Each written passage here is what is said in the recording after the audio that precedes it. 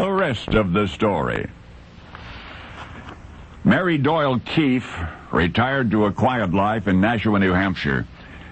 But when things get too quiet, she reminisces aloud for anybody who might want to listen about the good old days. Two of them in particular. Mary was 19. Our nation was in the throes of a Second World War. Mary did her part on the home front, and she was doing her part when renowned photographer Gene Pelham picked her out of the female wartime workforce, and in effect he said, "I'm going to make you a star." Specifically, Mr. Pelham wanted to photograph Mary for a magazine cover. The sitting would require one morning. He would pay her $5. Mary said okay. Well, the sitting took place in an old barn which had been converted into a high-ceilinged studio. Mary posed for hours, surrounded by the relentless click of the camera shutter, and then she went home.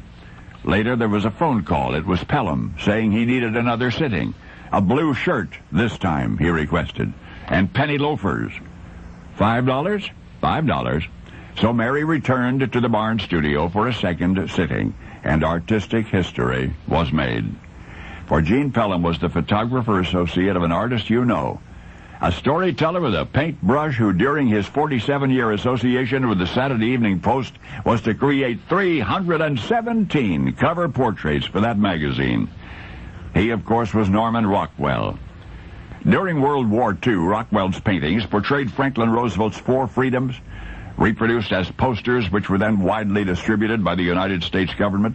And when the original Four Freedoms paintings toured the country to promote war bond sales, a fifth painting toured with them, the portrait of Mary, painted from Pelham's photographs in the spring of 1943, whose title has echoed through each generation since, Rosie the Riveter. That's right, that's Mary, brawny symbol of the millions of American women who stepped into the rugged factory jobs vacated by departing soldiers, and who thereby drove our nation's economy through some of the world's darkest hours. The portrait, Rosie the Riveter, an icon of female empowerment, even still, May 2002, when auctioned at Sotheby's, brought $4.9 million, an auction record for a Rockwell.